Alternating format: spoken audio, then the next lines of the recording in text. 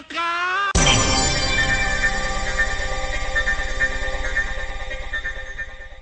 What's up, people? My name is Tom Kabom, and I present to you Smoke On. I'm What the Culture Feeling, the full story of Kendrick Lamar vs Drake, by D Signifier reaction video. Make sure you follow his page. The link will be in the description box. Like and subscribe to this page. Now let's get to it. Now people, this video runs for over 3 hours, but I just chopped it down to the juicy bits, the battle. But I do advise you to watch the 3-hour video because he breaks down all the subliminals and all the stuff that we didn't know about, that when these guys was just going back and forth for over a decade. But let's get into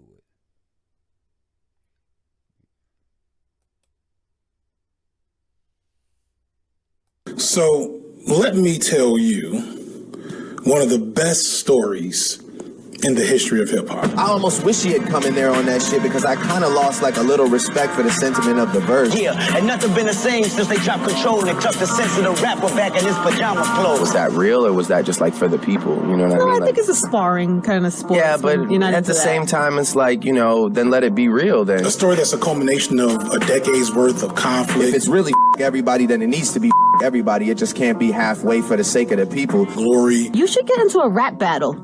Yeah, you think so? Yeah, I think that would be great. You're qualified. And it would have to be warranted because it would be scathing. The bars would be scathing. Turmoil. Oh my God, who's gonna work with Kendrick now? Who's listening to Control now? Like, yo, Drake, stop whining, man. Shut the fuck up. Pettiness. Ha ha, joke's on you. High five.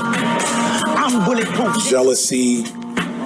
And a little bit of hate. Let me say I'm the biggest hater. I hate the way that you walk, the way that you talk. I hate the way that you dress. Maybe a lot of hate. That culminated in one of the wildest and most memorable weeks that hip-hop has ever seen in the modern era, or possibly any era.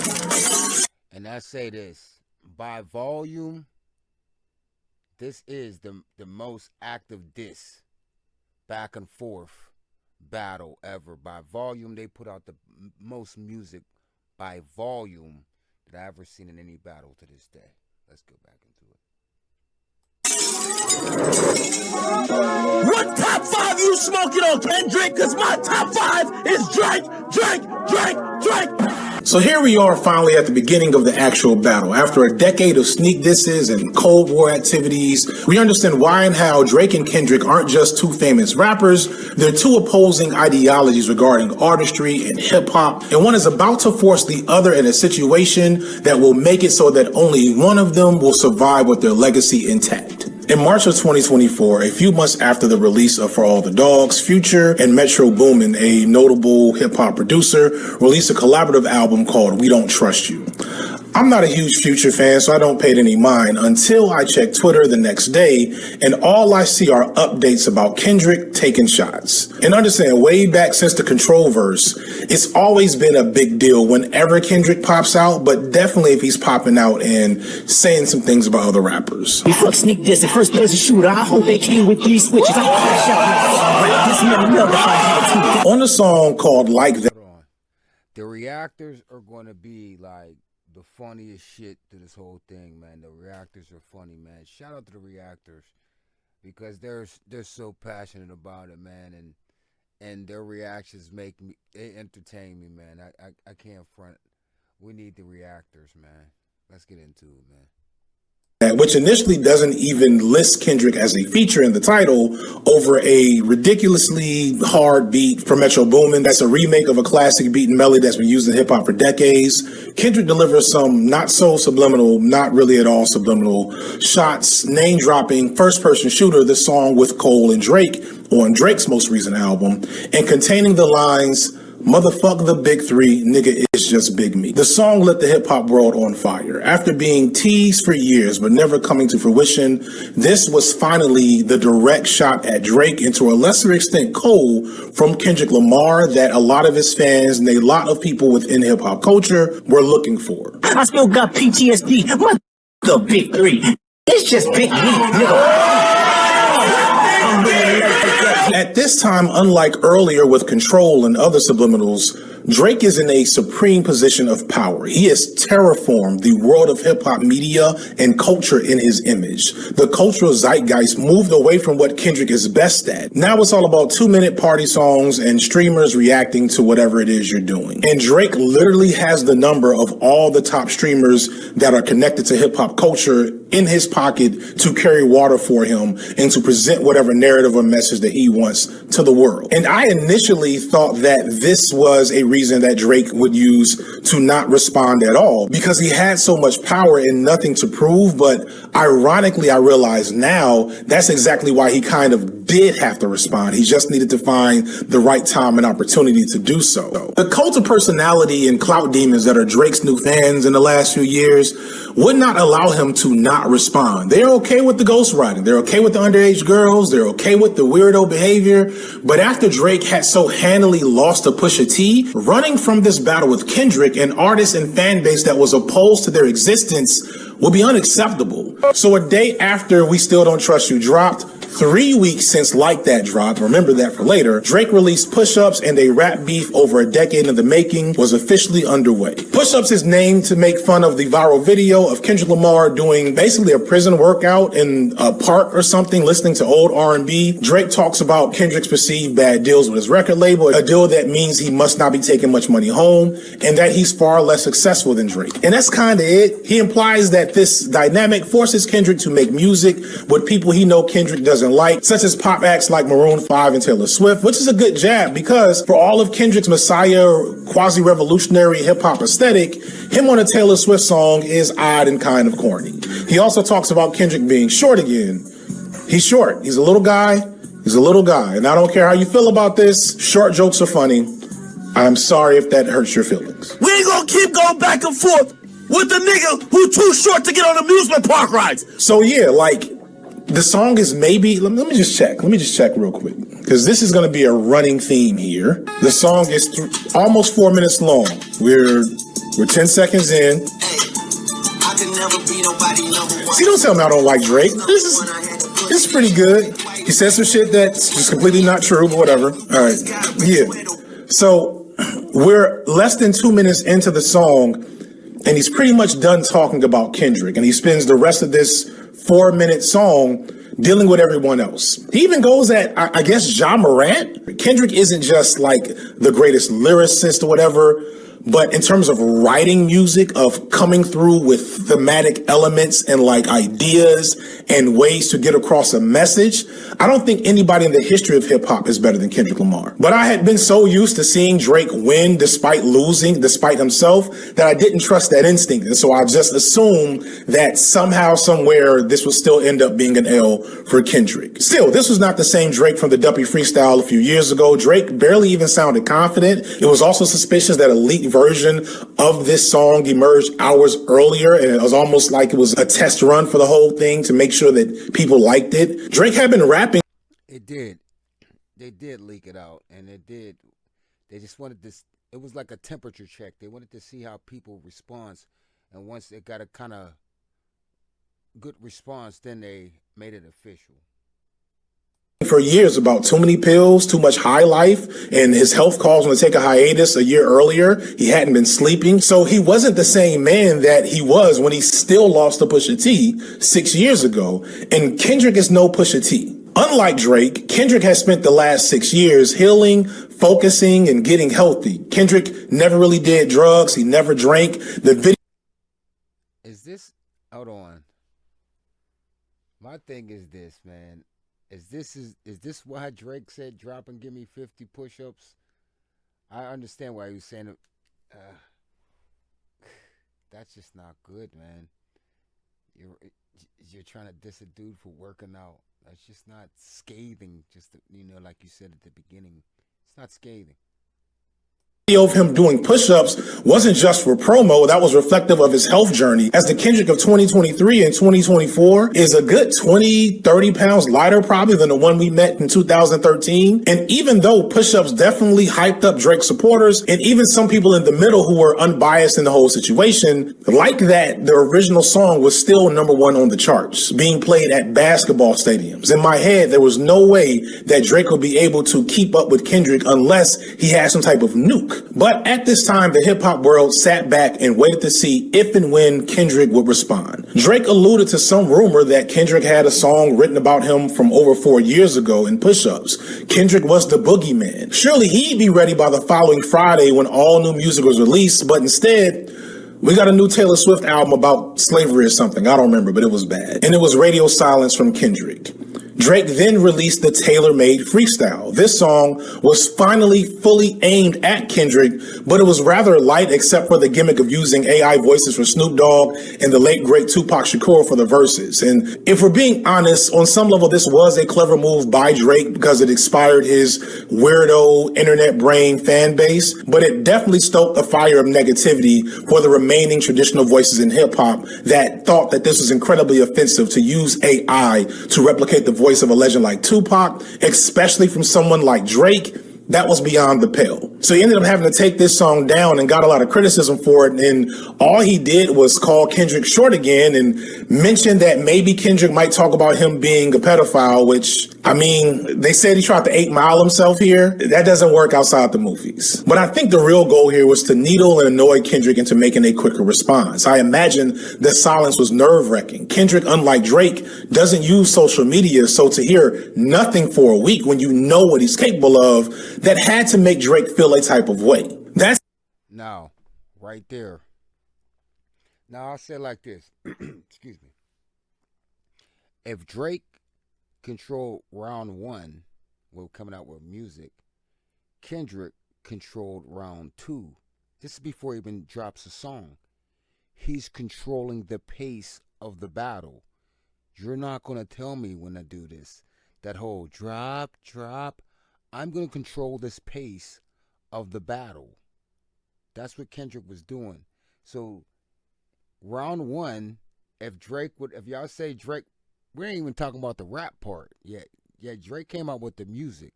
But round 2, Kendrick wins by controlling the pace. And I think the gentleman will say here shortly that Drake gets anxious because, we'll get into this in a second, he had everything pre-wrote. He wasn't living in the moment. He wasn't living in the studio. Let's get back to it.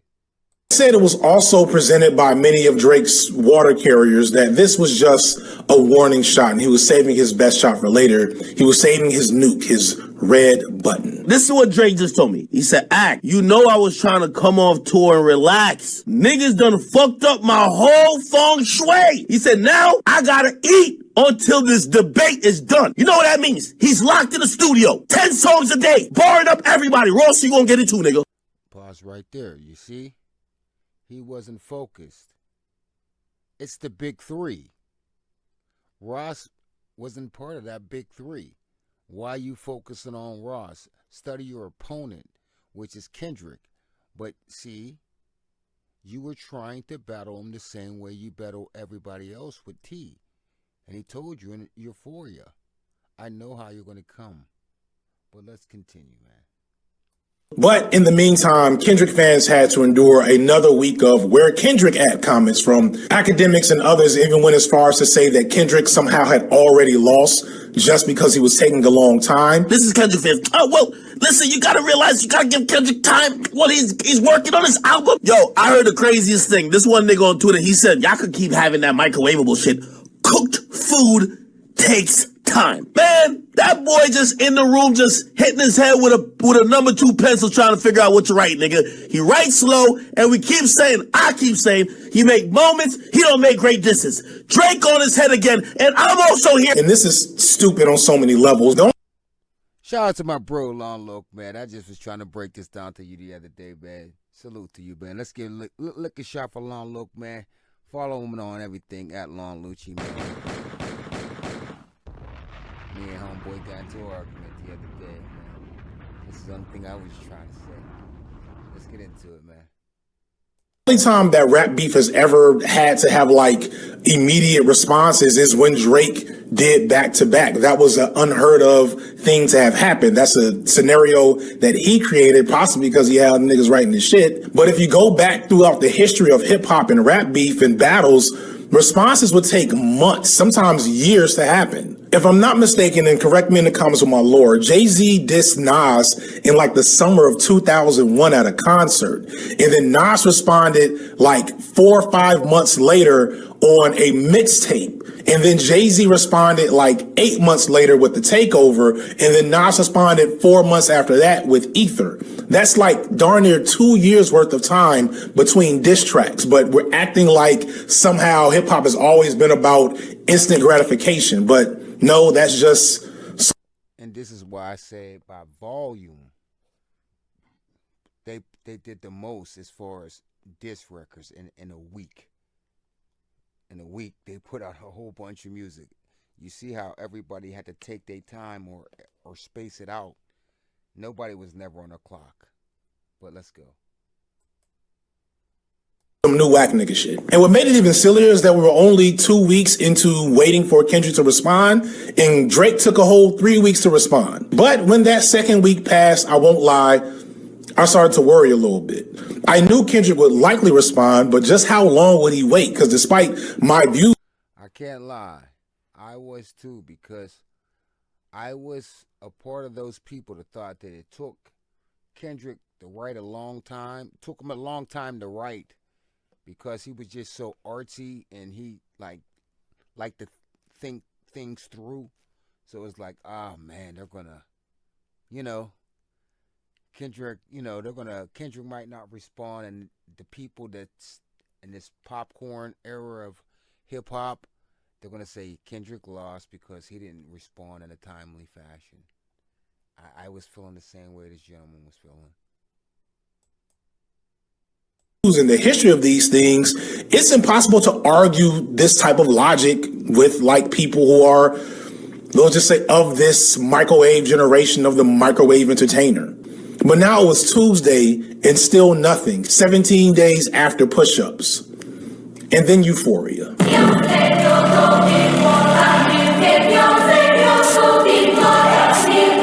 I ain't thinking about no reaper. Nigga, I'm reaping what I sow. Everybody wanna be demon till they get chipped by your throwaway.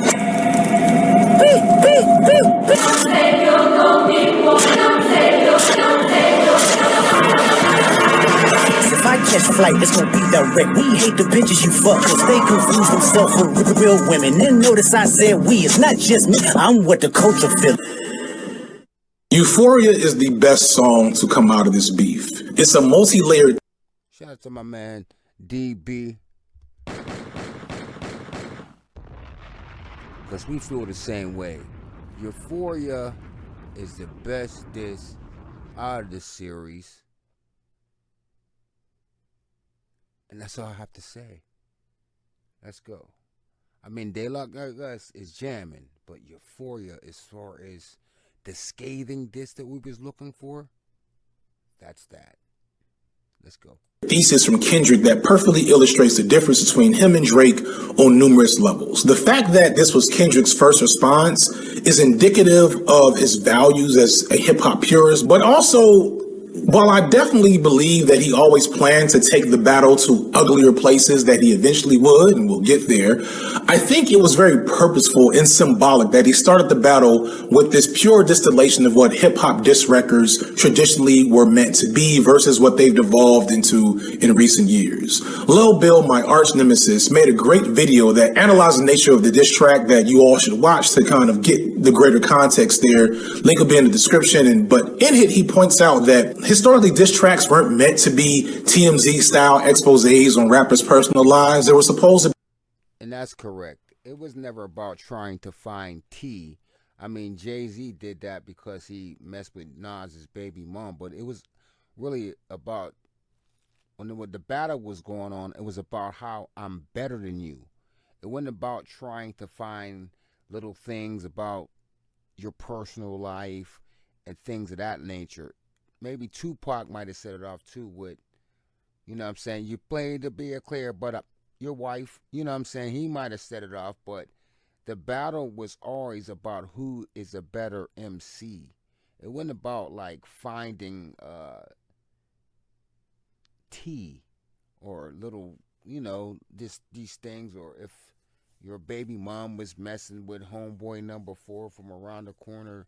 That wasn't a thing. It was about, am I a better rapper than you or not?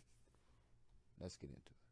The extensions of classical black traditions of signifying and playing the dozens, literal rapping, oral traditions among black people that can be traced all the way back to Africa, showcasing one's lyrical and analytical abilities while breaking down why their opponent is inherently inferior. This is why most hip-hop fans my age see Ether as a superior diss track to The Takeover. The Takeover is by far the superior and most listenable song, but Ether is far superior as a breakdown of everything wrong with Jay-Z as a man and an artist. So Euphoria exists in that framework, but also beyond it. I'm not going to go all lyric genius breakdown of any of these diss tracks, but I will spend a lot of time at least getting into the major themes where I see it fit, and Euphoria does a lot of crafting around major themes that would be relevant throughout this entire battle. Euphoria starts out with this smooth melodic Teddy Pendergrass sample and Kendrick slowly coasting over it in the jazzy fashion that he's been criticized for doing too much of since T-Pab. Them superpowers get neutralized. I can only watch in silence. The famous actor we once knew is looking paranoid and now spiraling. Initially, people saw this first part as him. The reactors are crazy on this, man. I fuck with the reactors heavy, man. I ain't gonna lie. Let's go. Just warming things up, but you'll realize later that this was Kendrick telegraphing everything that was going to happen in the battle. He calls Drake a paranoid degenerate that fabricates and manipulates things. Feeling distasteful. Why calculate? You're not as calculated. I can even predict your angle. Fabricate stories on the family front, cause you heard Mr. Morale. He calls Drake an actor. He implies that Drake doesn't understand Mr. Morale and the Big Steppers. He says his own music electrifies people while Drake's pacifies. Tommy Hilfiger stood out, but FUBU never had been your collection. I make music that electrify 'em. You make music that pacify 'em. Seemingly nothing special to say, but all super important telegraphs of future events. And the whole thing starts with a backward sample from The Wizard of Oz, where Richard Pryor, playing the Wizard of Oz, admits that the great story he had built up for himself is all lies. Hold on. When you hear Euphoria at the beginning, this is what you're hearing, but Kendrick does it in reverse. So what you're hearing at the beginning of Euphoria is Richard Pryor saying this, but Kendrick just says it in reverse. He's a phony. Everything you say about me is true. I'm a phony. I got no powers. I got no right to be pretending to be the witness. I got nothing. Hocus pocus. So you see how we're already getting a certain narrative across in those superpowers. I have no power. Let's go. Song. He then ends that section with, but don't tell no lie about me, and I won't tell truth about you. Okay. Which is a recall from a song called The Heart Part 4, where Kendrick says the same thing. And it was suspected that this was also aimed at Drake way back in the day. But it becomes more prophetic at this point and at later points. And then the song really starts. And I know I said I won't break things down bar for bar, but don't mistake that for this song not having bars. The Park Your Sons bars. Since daddy a killer, he wanna be junior. They must have forgot the shit that they done. Dementia must run in his family, but let it get. Park Your Son. The very first time I shot me with Drake, the homie that the flow switch up to Shade J. Cole is amazing. The YNW Melly bar was a haymaker, and its setup and payoff is probably the most impressive lyrical flourishes of the whole battle. An example of what sets Drake apart from Kendrick. Cole and Nabry know I'm a selfish nigga. The crown is heavy. I pray they my real friends. If not, I'm YNW Melly. I don't like you. That's for real. And there's also these little performance flourishes that Kendrick has always had. The fact that he's willing to play a character and do these unexpected things with his voice while rhyming. I'm sure I'm not the only person that's been yelling, what is it, the braids?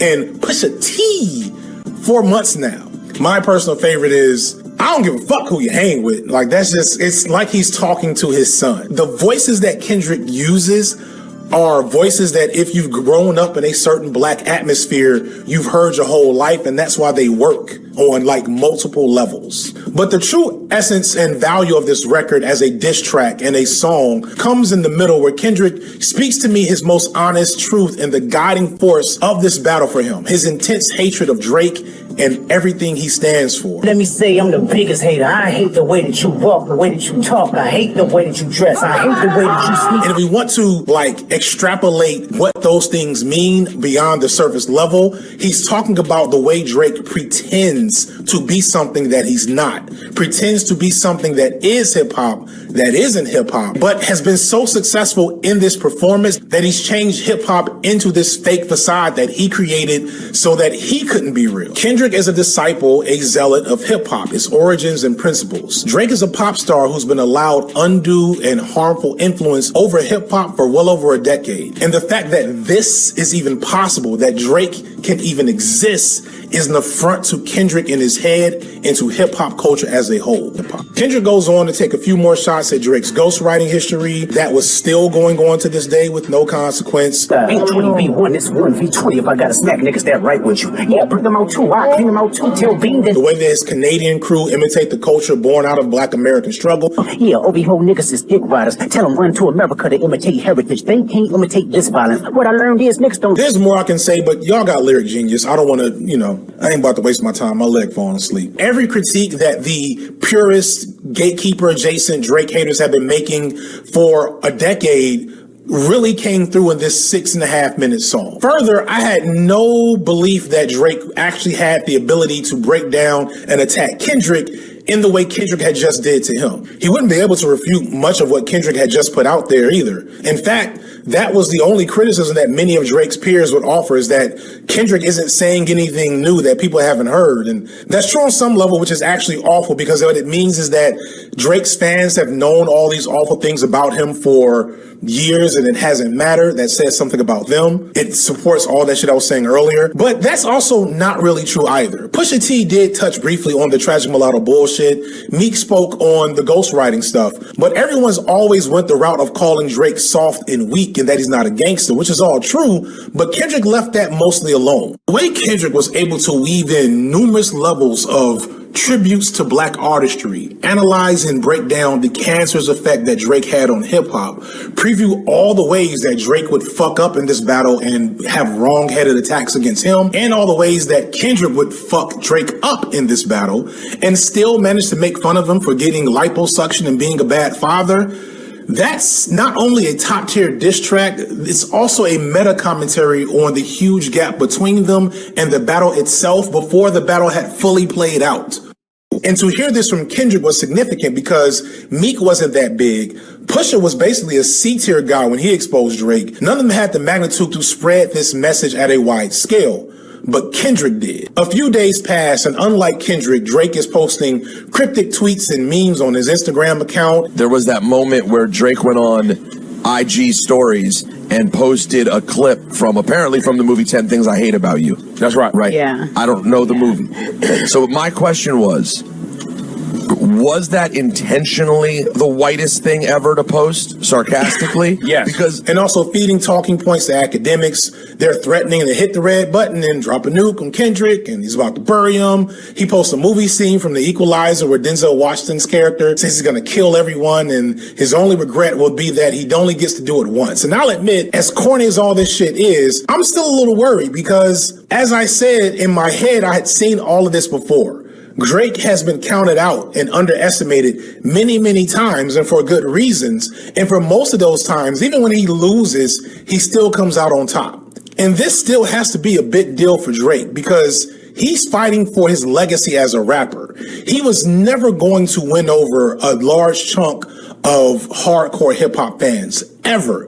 But if he was to defeat Kendrick in this beef, in this battle handily, they could never say anything about him again. New music drops at midnight on Friday. So Thursday night, we start hearing rumblings that Drake is dropping, the red button is about to be pushed, and then nothing. This isn't talked about a lot, but I remember it seemed like there were legitimate sources saying that something was going to drop, and then it didn't. But the source was an academic, so it basically wasn't official, because all things considered. Still, When you think about the way things played out over the next 48 hours, you have to wonder if something maybe spooked Drake into doing a pump fake that night. The next morning, everyone wakes up to another Kendrick diss track. Kendrick was suddenly doing to Drake what Drake did to Meek. This second shorter song, 616 in LA, is less scathing than the first, but it has some really interesting elements to it. Firstly, the cover image of the song is a picture of a black Maybach driving glove, and it seems weirdly purposeful. I theorize immediately that the picture itself is a subliminal message to Drake. It's meant to imply that Kendrick has the drop on him in a way that he doesn't realize, and the song itself conveys this over its two parts. The first part is really just a lyrical flourish by Kendrick. It's just him. I tell you what, guys, at the end of this video, I'll give you what's the dirt breakdown on the first verse of the Kendrick Lamar, because it's deeper than the brother is saying, but I'm gonna let him cook. But I'll give you a breakdown on how what's the dirt did it, and it sounds it's kind of yeah, it's different, man. Let's go. Rapping his ass off. Off-white Sunseeker at the marina. Fuck a phantom, I like to buy yachts when I get the fever. Wine cooler spill on my white t-shirt, the sightseer. Drake is a good lyricist, he's a good rapper, but he can't do what Kendrick did in the first half of this song, and I think that was the purpose of even having that there, since it didn't have anything to do with Drake, but has everything to do with what Kendrick is versus what Drake is, or I should say, what Drake isn't. Tell me who gon' stop me. I come from love, and still cover my heart, then open me up. Remember when picked up a pen, lyrics that I can trust. But the second part of the song begins to paint a picture. Kendrick implies that he has a mole inside of Drake's crew. He name drops academics and points out the folly of Drake having so many people on his team, insinuating that it's impossible to remain secure with so much at stake and that many people in your business. 100 niggas that you got on salary, and 20 of them want you as a casualty, and one of them is actually next to you, and two of them is practically tired of your lifestyle, just don't got the audacity to tell you, but let me tell you some game, cause He also implies that Drake has been digging on dirt on him and finding nothing, almost as a warning to keep things above the belt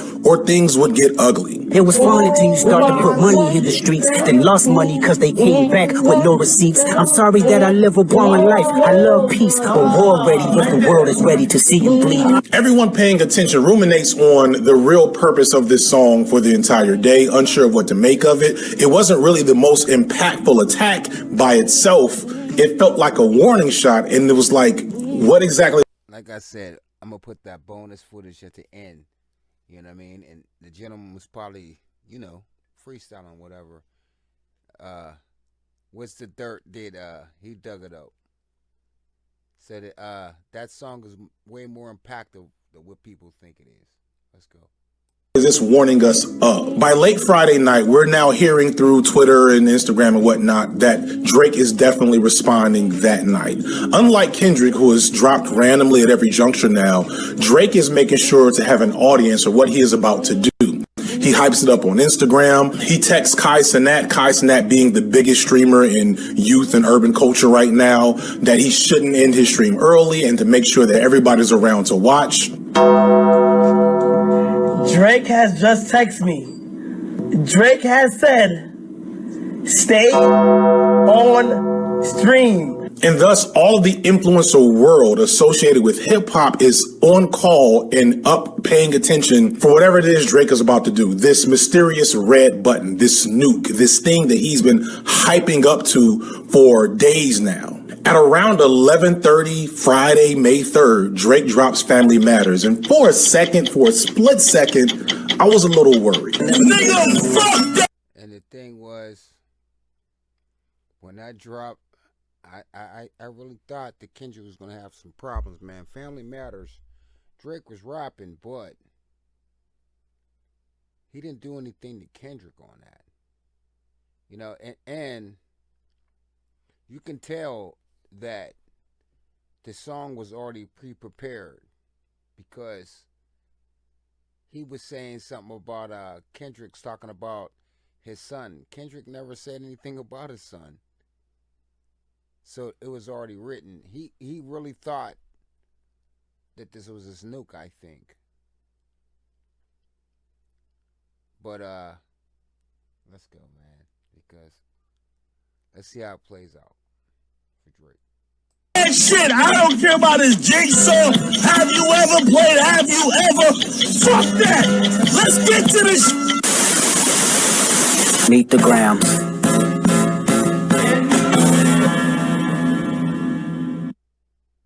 I can't figure out a useful way to convey to you all the moment where everyone realized that within minutes of Drake dropping Family Matters, Kendrick had already responded. Why y'all saying Kendrick dropped? No, he didn't. Ladies and gentlemen, that's what I'm trying to say. Drake dropped that song and Kendrick just stepped on his head. It just stepped on his head. I mean, Drake was doing some rapping on there, but Kendrick didn't even give the song a chance to breathe. Watch how the reactors react. I mean, it's funny because Kendrick reacted so fast, they didn't think that it was going to be like that.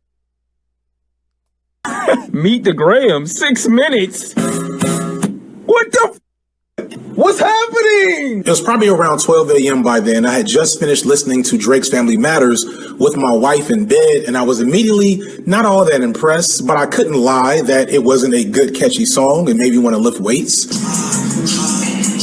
I disagree. That Drake was rapping, but the thing was, he cleared out the field, but he didn't clean out Kendrick.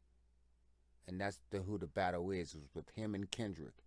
He cleaned out Rick Ross. He cleaned out all the rest of the guys, but we didn't care about that.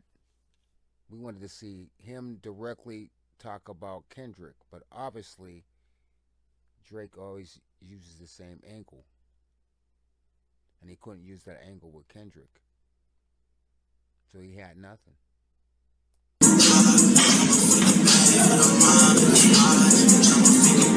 But I immediately saw flaws that I'll get to in a moment. But still, I knew that it was strong enough that the battle couldn't be considered over, that it would be debatable until there was another round of music. So me and my wife open the laptop back up and we go find it. And the first thing we see is the cover of the song. And my theory about 616 is confirmed because we see that same picture zoomed out with literal receipts for God knows what, along with various pills and prescription with Drake's name on it. Ozempic, Adderall, and Zolpidem something, which is a sleeping aid that's also well known to be used as a date rape drug. You might want to call bullshit on these items and whether they're valid, but Drake, who went on to try to deny a lot of what comes next, oh boy, just you wait.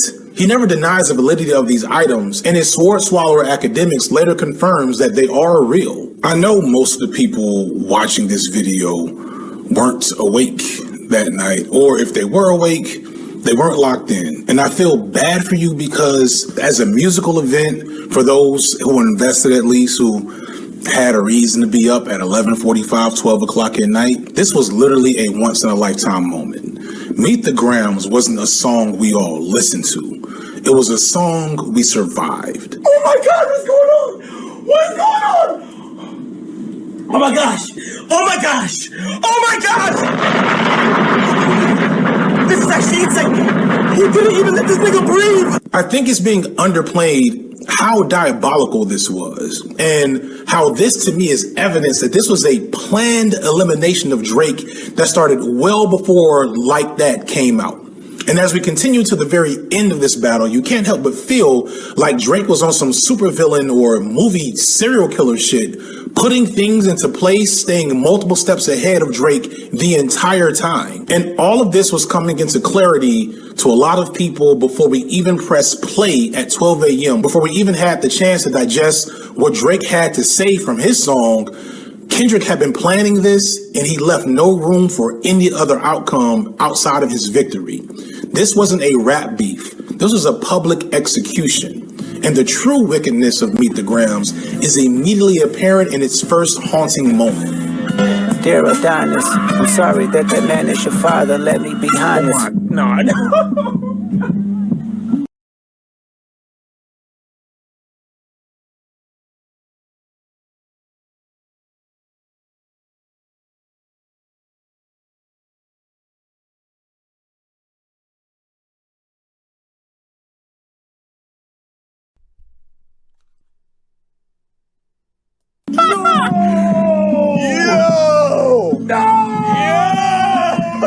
got a letter to his son, bro. Kendrick starts out with, again, don't be sending no letters to my son via rap records, man. Straight lace, man. the lines "Dear Adonis," directly naming Drake's son, and goes on essentially apologizing to Adonis for him having to have Drake as a dad.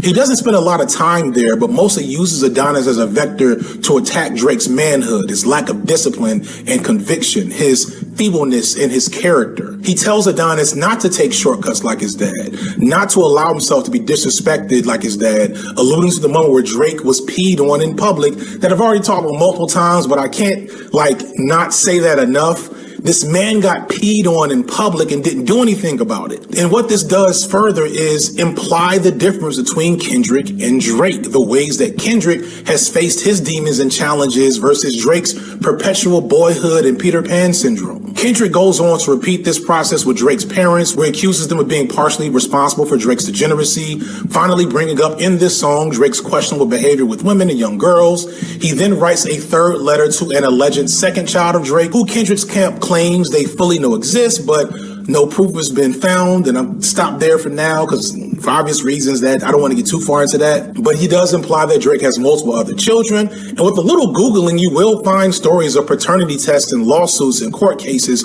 around Drake from the previous decade regarding illegitimate children. Lastly, he writes a letter to Drake himself, and it's an almost sickening read of Drake's entire facade. He brings up Drake's childhood wounds of never feeling like he belongs, never fitting in, not having his father around, not having confidence in himself, and how that feeds into his behavior today. And he ends with this haunting tirade, emphasized by some clever musical flourishes about the many lies of Drake, but not the lies that he specifically tells through his mouth. It's the lie that exists at its very core, ending in one of the most damning lines of the entire battle. Fuck a rap battle. This is a long life battle with yourself. The song is haunting and almost hard to listen to because it digs so deep into this person. It feels like something you're not supposed to witness. And in that moment at 11:45, 12 o'clock-ish, where the entire world had been invited by Drake to hear his diss track, everyone else was paying attention to what Kendrick had did to Drake and was shaken by the experience. But everything else in this song is not just plausible, but has evidence out there. Drake's father did abandon him and did come around later in his life asking for money in exchange for validating Drake's questionable connection to blackness. Drake did get peed on by a man in public and didn't do anything about it and just let it slide. Drake does do weird shit with young women. He did post hentai porn one time and had a dick pic of himself that was released through social media from some other group. But it's like, knowing how Drake moves, it's hard to feel like that was an innocent thing to happen. He even made a joke about it in Family Matters. But most significantly, Drake does and has always felt. He said something about it's always the big D. You know what I'm saying? Referencing himself, Big D. And he said it's video proof in that song, Family Matter. So Kendrick got him by saying that, man, you're putting out D pics of yourself. Like a facade that is now spiraling and in need of help and therapy and someone to save him before he loses everything he worked for. Let's say you don't agree with most of that. There's plausible interpretations of those attacks that are maybe less negative. Maybe Drake just really likes to make friends with teenage girls and give them guidance. Maybe it wasn't a lot of pee that got on him. Either way, it's the strategy here that, to me, ended the entire battle for any reasonable person. But the worst thing, the most impressive and shocking thing when you sit back and realize it, is that he stole Drake's momentum. They created scenes, they bought jewelry, and bought a van that looks like the van from the cover of Good Kid, Mad City, and rented out a construction site to destroy the van, showing up in multiple places in Toronto and LA. The whole thing seems, I don't know how expensive it is to shoot a music music video, but it had to be tens of thousands, maybe hundreds of thousands of dollars to do in a couple of days. Drake's diss isn't a complete dud. It's not that great, and I'll get to in a second, but there's people who even today will say that's the best song out of the battle, and it would have been a debate at least. It had a chance to be soaked in by the culture. Had all the different streamers had a chance to sit and react and hype up what they had just heard, God knows how this battle might be looked at. But instead, all of those streamers and vloggers and tweeters and TikTokers, every person that Drake had invited for a front row seat for what he thought was his crowning moment in this battle, were turned against him. It's some legit 40 Laws of Power Machiavellian shit. And it only had one flaw. It kind of made everybody feel bad. He said Drake and Weinstein should rot in jail, bruh. I literally was like, midway through the song, I was like, yo, I don't even know if I want to know this information. The song was so dark and foreboding and heavy that nobody wanted to have any more parts of the battle. People just kind of was like, all right, we're good. Thank you, Kendrick. You scared us. We're the hoes now. You scared all of us off. We're good. You win. We're going to move on. I even made a video about how all I really wanted was Euphoria, and Meet the Grams was a bit more than I was really interested in dealing with, but I get why he did it. But if you go back to Euphoria, he telegraphs the whole thing. So by May 4th afternoon, everybody was pretty much calling it a wrap. And also at that time, people started to finally dig into Family Matters. And while it's a good, catchy song with some great moments as a diss track to Kendrick Lamar, it kind of rings hollow and falls short from my perspective. Again, my biased perspective, but it's my video. The problem with Family Matters is two main problems. Problem number one, which I'll get to in a second, is that only about 65% of the song is actually about Kendrick Lamar. And the other problem is that Drake clearly did not understand who he was dealing with. And yeah, he didn't have anything for Kendrick. He was rapping his ass off on that, but he didn't have nothing for Kendrick. He didn't try to outbar Kendrick. He didn't try to do nothing. He was just trying to find the T. The same way he always battles, is try to use women and all that. He had no strategy for Kendrick. He never tried to out-rap him. He was just trying to find T. And that was dumb. It was the dumb strategy. Use a similar strategy that he did in Back to Back, which is I'm not going to make really the most scathing, powerful diss track. I'm just going to make something catchy that you really want to listen to, and people will love it, and it'll be a hit, and that'll be enough to carry me over the finish line to win this battle. And it just shows in the lack of overall thought into a lot of his bars, or maybe his ghostwriter's bars, I don't know. He starts out by implying that Drake isn't a real gangster, which is well known. Like, it's funny that the people that support Drake in this battle, their constant critique early on before it got ugly was that what's Kendrick going to say that's new, which is true, but also an indictment of how much bad shit we already know about Drake. But then Drake spends a lot of the early part of this track just saying stuff we already know about Kendrick that isn't even all that bad. Specifically, Kendrick isn't a real gangster, like I just said, which is well known, something Kendrick himself has said. You know who really bangs the set? My nigga YG. He really bangs. Yeah, they really bang. Yeah. Black people, am I standing right? Is this right? Is this cool? Am I cool? Am I strong? Am I a man? Daddy, am I a man? Daddy, am I a man? He then talks about Kendrick's wife being mixed like Drake is. You the black messiah wiping up a mixed queen and hit vanilla cream to help out with your self-esteem. Which I don't think is true. I'm pretty sure Whitney's mother is mixed, but her father is black. Please don't force me into some blood quantum nonsense, but I'm just saying, for all of you biracial isn't black people, I don't know what you would call that, but it's just inaccurate. The biggest faux pas, which illustrates other problems, is Drake's line about Kendrick rapping like he's trying to free the slaves. Always rapping like you about to get the slaves freed. You just acting like an activist is make-believe. For the argument that Drake is a part from the culture, it really shows to a bar like this. I can't imagine. Yeah, that bar didn't age well for him at all. At all.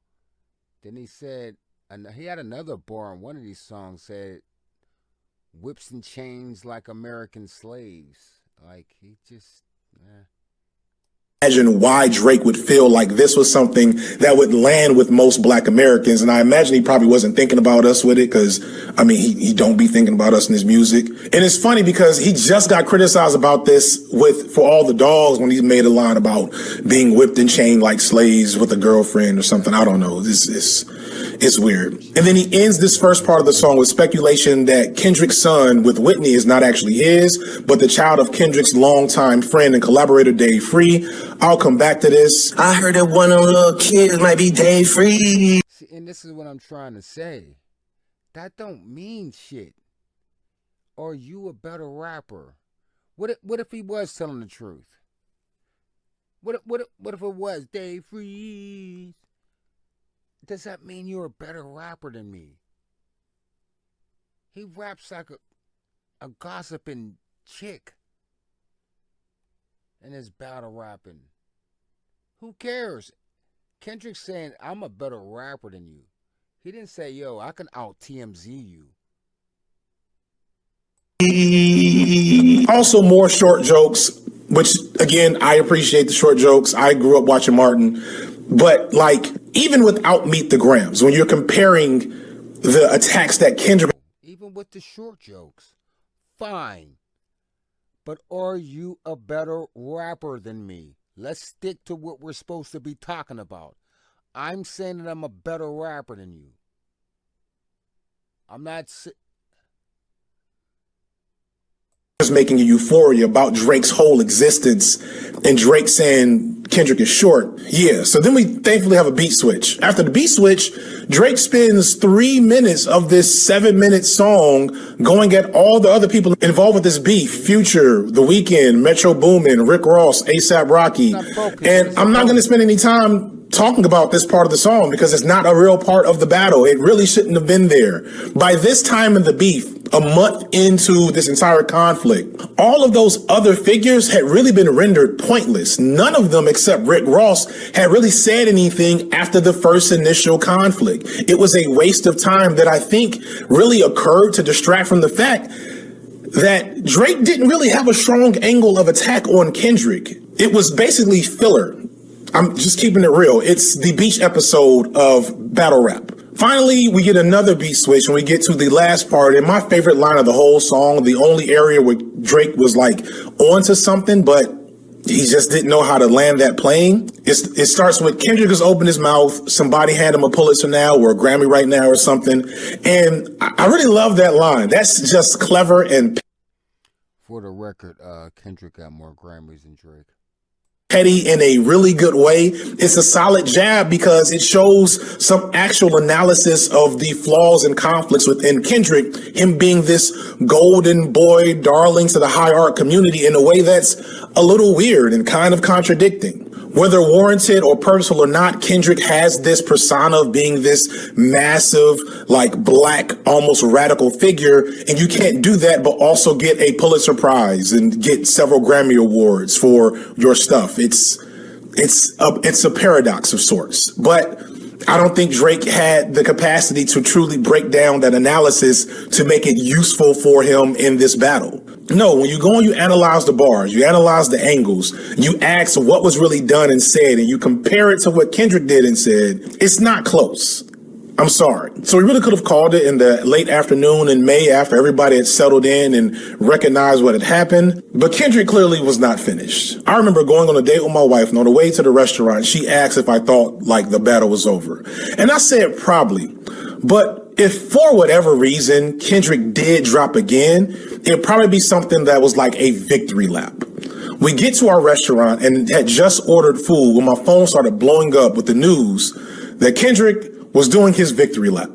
And I remembered holding the phone up to my ear in a relatively nice restaurant. And I immediately knew from what I was hearing that it was different from my phone's little speaker, but I didn't realize how different this last diss track was till I got to my car. I see dead people.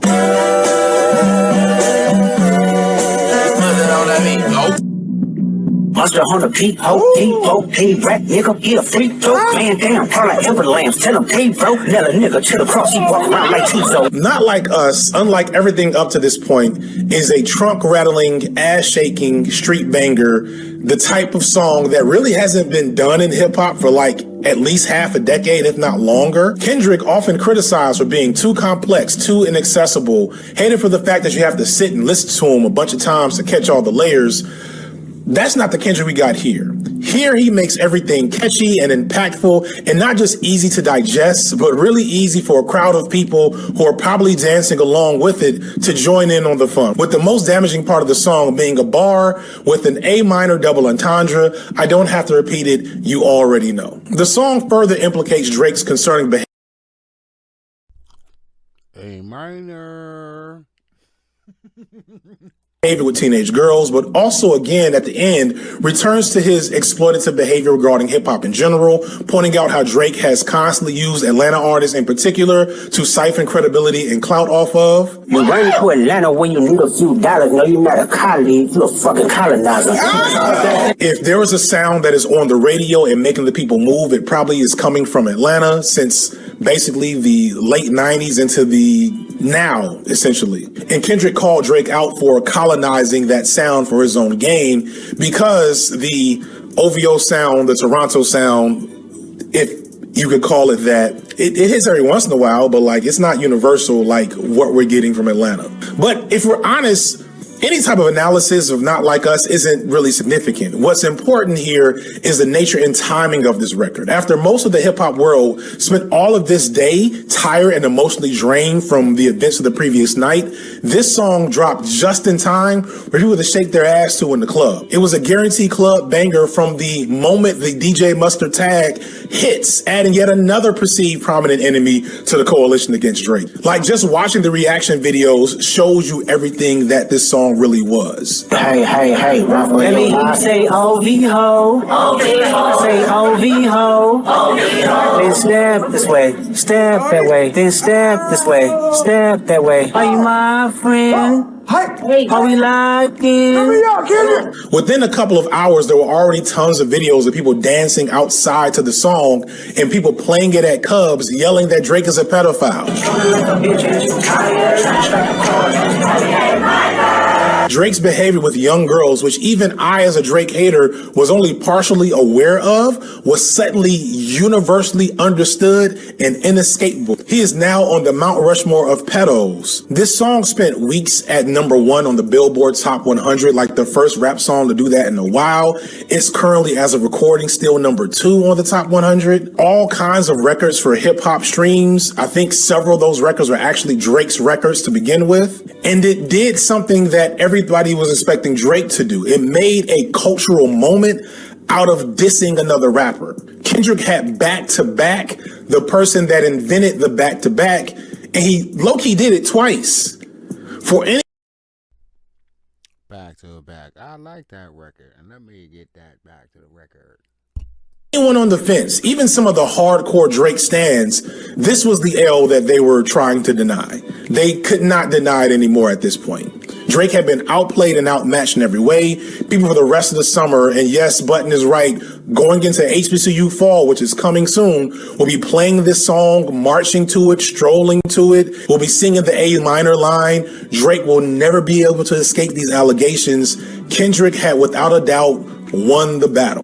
There was one more song released Sunday night of that weekend by Drake called The Heart Part 6, and it's really the nadir of this battle. In The Heart Part 6, names such as a play on Kendrick's Heart series of songs, Drake basically gives up. You can hear it in his voice. It sounds like you know when like your older cousins do something wrong to you and they have to come apologize in front of your grandma.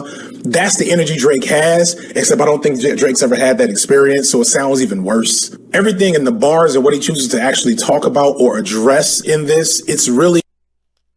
Hey, man, he was rapping on it, but it never didn't make no sense. None of it made sense, but he was rapping on that Heart Part 6, but it didn't make any sense. a dispirited response that reveals the lack of depth that he has as a writer, not as a lyricist or a rapper, but as a writer. This is why he has ghostwriters. I feel like he wrote this shit himself. Hey, where y'all going? In The Heart Part 6, Drake presents the highly illogical theory that is eventually disproven that he and his team don't have a mole and that they purposely planted all the previous information about his drug use, his Ozempic use, his long-lost daughter, etc., which makes no sense at all. Firstly, there's no way possible they planted false information that would be that damning and then also didn't document the process that they did this to prove it and score points for it. We literally have more evidence for Drake. I felt the same way. Like, why would you plant information to say that you or a PDF file or all this damage and stuff that would hurt you and don't have the receipts to say, ah ha ha, we got you, we planted all that to you, we played you. None of that ever came up. Using drugs than we do of Drake faking his drug use. They don't have any pictures. They didn't release any text exchanges, film it, any of it. And anybody, no shade, that thought that this was legit upon hearing it is pretty fucking stupid. It's probably why you like Drake in the first place. This whole angle came from Drake's fans on Reddit and Twitter. Like, they just made this shit up as a coping mechanism. For the days after this battle, what really was happening, Drake's fans started entering into QAnon mode. They were like, everything is a code. Everything is, oh, he's dropping again. He's not giving up. The boy is back. And it's like, nah, the nigga wasn't. He wasn't back, y'all. It was sad. Then after that, he basically just plays defense, saying that he's too rich and famous to be a PDF file, that he'd have been arrested already if he was. And I don't know, maybe Drake hasn't watched the news at all in the last 10 to 15 years and knows how being rich is one of the best ways to get away with being a PDF file. But, you know, again, I think he wrote this. No ghosts were involved in the writing of The Heart Part 6. I'm pretty sure about that. And then he returns to shit he had already said. Like, he didn't think of anything new to say in this second song. To be fair, maybe the whole Kendrick beats his wife angle would have had an impact if Family Matters would have been able to cook for a second. But when it didn't, returning back to it to say, yeah, Kendrick just like, he put his thing out. I think Kendrick's next song came out in like a half hour, like 27 minutes, 38 minutes or something. People didn't even have a chance to listen to Drake stuff. It just came out. It stepped on his head. It again, like, people didn't hear you the first time and didn't care. And then the saddest part is at the end, like, you know a diss track is bad when the last 30, 45 seconds of it is just a person talking and just saying the things that they're feeling instead of spending the time to put it in a rap lyrics or whatever. And like, Drake has this moment where he says, this was good exercise, and then sniffs. It's like either it was coke and he's trying to hold back tears. Yeah. I'm not gonna lie, this shit was some good exercise. Like, it's good to get out, get the pen work done. You would be a worthy competitor if I was really a predator. It's like, why did y'all leave that in? What did y'all think that would sound like to people in the moment? This is a bottom 5 diss track of all time. It's down there with Meek Mill. He's defeated. I just want to know. So sounds defeated.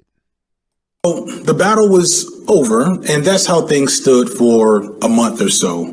Drake made a few cryptic Instagram posts, put out some embarrassing music, and mostly laid low. Walk on Delilah, no, I'm late cause there's bad traffic. Only thing Kendrick did was speak out of college, and then maybe late May, early June, he announced the Pop Out, a concert event that he would hold in Inglewood, California on June 19th, aka Juneteenth. Kendrick wanted to use this moment as a symbolic victory lap now that the battle was officially pretty much over. The pop-out featured a bunch of local underground rappers from California, a few bigger stars from the West Coast, including relatively surprising appearances from Steve Lacy and Tyler, the Creator, a reunion of many of Kendrick's early career peers, a few West Coast local and major legends, and of course, Kendrick himself. And once again, this managed to serve as a meta thesis on the difference between Kendrick and Drake. It doesn't take much to make the connection between that cringe Free the Slaves bar and the symbolic significance of Juneteenth. Drake also name-dropped YG in Family Matters, only to have YG and come perform at the show and dap up Kendrick on stage. Drake loves LeBron James and even has a tattoo of him. Yet here's LeBron in the crowd singing Not Like Us to the beat.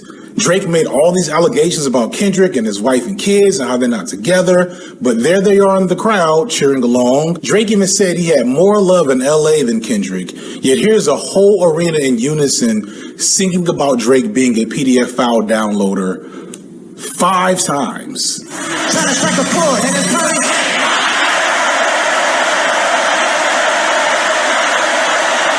But the biggest part was the way that this event showcased the difference in values between Drake and Kendrick.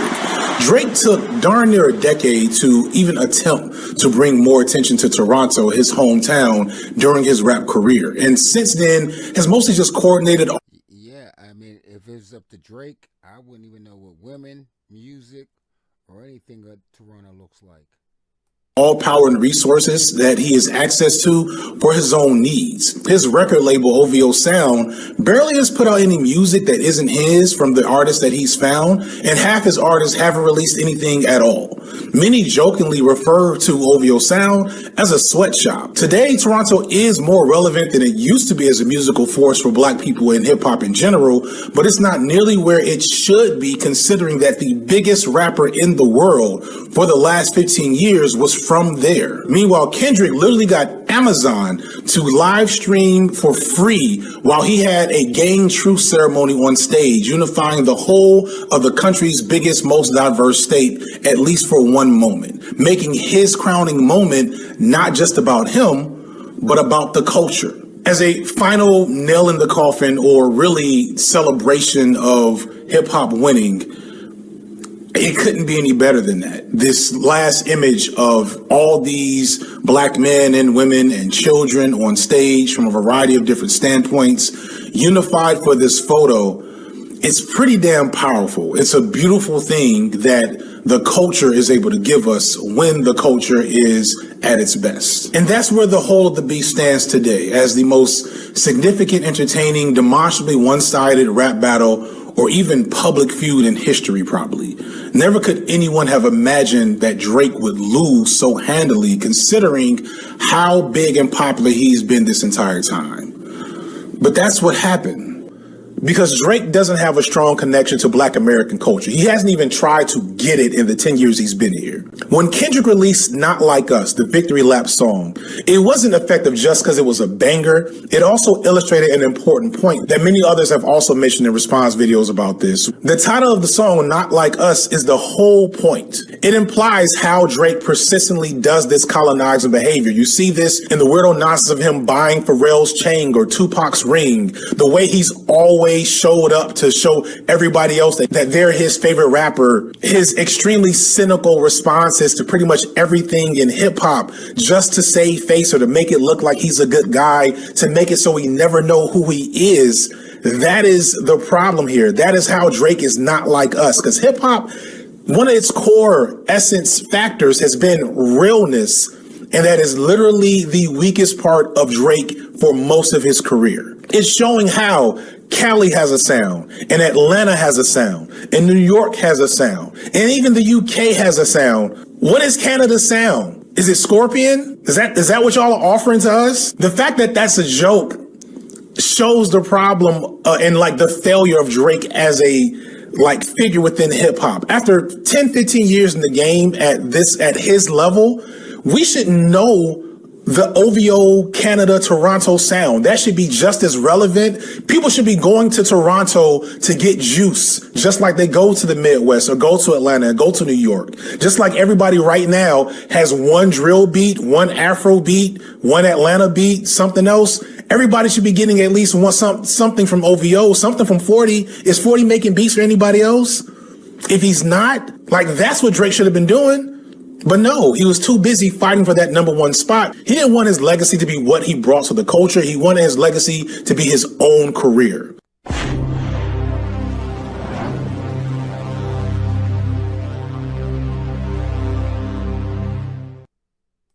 Thanks for sliding through. And again, make sure you like the video and subscribe to this page. Now let's get into this bonus content. Kendrick alluded to going back-to-back on Drake, and that's exactly what he did on this record, releasing 616 in LA just 3 days later. back to back. I like that record. Let me get back to that for the record. And this was something that I predicted over a month ago before any of the disses dropped, when all we had was the Like That Yeah, like, record. I think Kendrick's going to use Drake's own angle against him, and he'll probably even reference Back to Back while he does it. So before we even begin, we have to take a close look at the title of the track, as there's several meanings. First and foremost, the one that will jump out to any Drake fan is Kendrick's usage of the timestamp format. Drake is synonymous with timestamp titles, and it's on these records where he gets super busy with the pen. Whenever someone tries to tell me that Drake can't rap, I'll always tell them check out one of those records, then tell me that he can't rap. So this was a very strategic and petty angle from Kendrick as he attempts to taint Drake's long-running series. Even since this track dropped, we've seen multiple people claim that Kendrick's version of the timestamp was way better than any of Drake's, and this very well could have been Kendrick's goal. And let's be realistic, Drake still has by far the best timestamp record. I agree. I agree. It's like he still lays claim to that. Now, as far as the other meanings behind this title, there are several theories bouncing around, but I'm going to give you guys the most significant meaning and truly break down why that is. It was on June 16th, 2011 that Kendrick met Drake for the very first time. In a XXL magazine. I'm going to say like this here.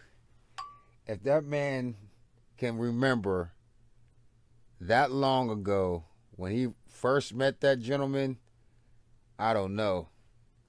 I don't know, man. Well, then again, he might have a diary or something. Who knows? But it's hard for me to remember stuff from last week. And him being a lyricist, you people see those people have those earpieces in their head. Lil Wayne just came out and said he forgets his own lyrics sometimes. For him to remember that for that long time. But I guess there's something to it. Let's go into it. Kendrick described the meeting saying, I did a show in Toronto on June 16th, my first show in Toronto. I think it was the same night we were going back to the hotel and he hit my phone. I guess he got the word that I was in town. He was there for the night working on the album and he said he wanted to meet up. We met up, chilled out, and got the vibe. Now remember, the Buried Alive track that Kendrick did for Drake was based on this moment when they first met. On Buried Alive, Kendrick reflects on this meeting with Drake, mentioning how Drake introduced him to the glitz and glamour of celebrity life. Kendrick described being picked up in a Maybach by Drake and states that Drake brought him to a fancy place to eat where he talked to Kendrick about women and the industry. However, on the track, Kendrick truly struggles with the idea of becoming famous as he's afraid it will change him for the worse, but he also realizes that this type of lifestyle comes with the territory. Now, what's extremely critical to point out is how Kendrick ends off the track. The reason why the highlight was when he said you belong to the people when you outside. So he clearly says that's what he said. Now, who is he? Who's he talking about? So dig a shovel full of money, full of power, full of pussy, full of fame, and bury yourself alive. Then I died. What most people fail to realize is that these last few lines is not Kendrick speaking to himself, but Drake having a conversation with Kendrick. And this is the part that's really important. When asked by XXL to explain the meaning of why the track ended like this, Kendrick said the following. At the end of the verse, that's him in the conversation. Him telling me that you must accept this lifestyle and it's up to you how far you're going to go with it or how much you're going to let in. I then acknowledge what he's saying when I say, then I died, which leaves it hanging on the audience trying to figure out where I would go with it. Will I let it taint me or destroy me? Or will I know how to deal with it? So, I mean, it's on this night, June 16th, where Drake is giving Kendrick a pep talk about fame, the industry, how to deal with it. This Buried Alive interlude is important because Drake gives Kendrick a choice. He tells him that fame will come and that it's up to him on how he deals with it. But the thing is, Kendrick wasn't the only person who needed to make this choice. I mean, obviously, we see what he chose, but let's continue. This whole thing rings true for Drake as well because Drake had the exact same choice to make, and after Take Care, his fame exploded and he was completely consumed by it. Drake's lifestyle in 2024 isn't that much different from the lifestyle that he showed Kendrick back in 2011. Drake is still living that same old rapper's life. It's just on a far bigger scale. Now, in the case of Kendrick, he ended off the record making us wonder which way he'd go with it, and today, we now know what choice he made. Unlike Drake, Kendrick did not get buried by the temptations of money, power, pussy, and fame. Both artists took an entirely different route, and the buried That's your fault. What's you making money to power make you go away? Yeah. Alive interlude is important because it acts as a full circle moment. By Kendrick using the date June 16th in the title, Drake knows exactly what he's referring to, and bringing this up 13 years later is extremely powerful. Kendrick proved to have the strength to resist the temptations that Drake warned him about, and Drake himself was weak and couldn't do the same. Now, I gotta say, Drake... To my people to do numerology and esoteric studies, I don't know, drop in the comments section. Does 13 have anything with that? Let's go. The number 13. Flips this narrative really well on Family Matters, but that one's coming up next. So when we get a track like Euphoria, all these years later, the shit that he's saying to Drake is all the more impactful. I'm allergic to the lame shit, only you like being famous. Fans might take lines like this one lightly, but it holds a lot of depth because Kendrick knows that when he first met Drake, Drake had plans of keeping a level head, as that's what their conversation was about. This is only further confirmed in the Double XL interview when he talks about Drake and the concept of the Buried Alive track. I felt like he was in a space now where vanity's everywhere, and he had his hands on every bit of it, and he's trying to escape that. But what's clear today is Drake lost this fight. I mean, he didn't escape it at all. It's a 2004 Acura TSX. It's a nice first car for like a teenager, I guess, as opposed to a Mercedes. I mean, at the end of the day, man, let's just look at this guy. I mean, we all have those people before the fame, but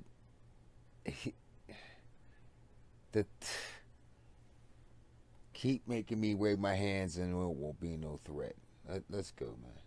He said BMW. I think that's pretentious, personally. And this is exactly why Kendrick uses June 16th in the title and why it's so significant. It's by far the most significant use of the title. 616, the day that they first met, the first collaboration they did, Drake's sophomore album, an entire record was made about that moment.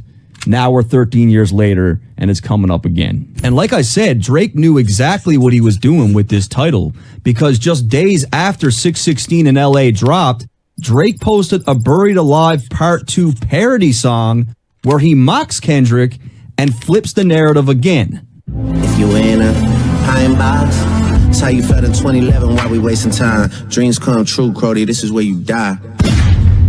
Let's fucking go. Come on, hit the like button. However, 616 in LA could possibly be in reference to allegations of Drake being involved with younger women. As you guys know, Drake goes by the 6 God, and 16-year-old girls for him might just be prime real estate. That is the allegations. Allegations. Well, I am not. I'm going to just go ahead and preface this like this. I know what you're going to do, man.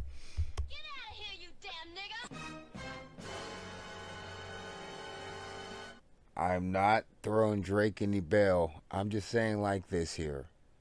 The only thing I'm saying, people, is that certain places apply to certain shit. You know, where I live at, you get caught driving without a license, you get a fine. It's a summons. There's certain places in the United States, if you get pulled over driving without a license, you go to jail. With that being said, the legal age in Canada is 16. So when you have Drake singing these songs and stuff, and summer 16s and all that type of stuff, I mean, in his mind, he's not doing anything wrong. Just like if I was outside of my state, driving without a license, I wouldn't think that I'm doing anything wrong because I don't know the laws. That's the only thing I'm saying. That's the only thing I'm saying. I'm not throwing them bell. That's the only thing I'm saying. That's the only thing I'm saying. I'm out of here. Let's go. Now, this is only further supported when we look at a young woman by the name of Bella Harris. Bella is an LA-based model who, even at the age of 13, stood at a height of 5'10", and she skipped the teen division of modeling and moved directly up to the women's division. So get this, at the age of 13, this child is being like categorized and showcased as a full-grown woman. When I was about 13, I was really tall. I was like 5'9", and everyone's like, oh my God, how old are you? I'm 12 and 13. And back in 2018, the internet went crazy as Drake was spotted with a then 18-year-old Bella taking pictures that resembled that of a happy couple.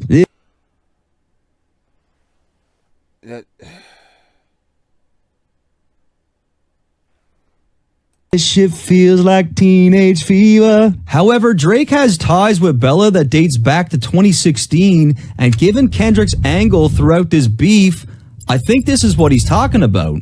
This is a picture of Drake and Bella at Rihanna's Anti-World Tour. As you can see, the date of this photo is May 5th, 2016, and when we look at Rihanna's tour history, she was indeed in LA for that date. Then when we look at the fact that Bella had literally just turned 16, just 1 month before this photo was taken, it's all the more compelling. 616 in LA, Drake the Sixth God was indeed with a 16-year-old girl. Oh my goodness.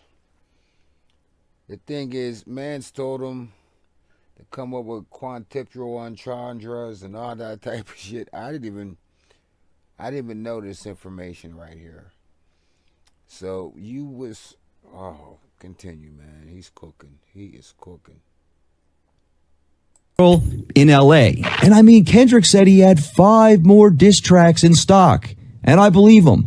I think he was about to get far deeper into this shit, had this thing kept going. Furthermore, Kendrick dropped the record at 6:16 a.m. Pacific Standard Time, which is 6:16 in LA. Then we got the fact that June 16th is Tupac's birthday. And considering that we've seen a few references to Pac in this beef already, this one seems to make sense. We need ya.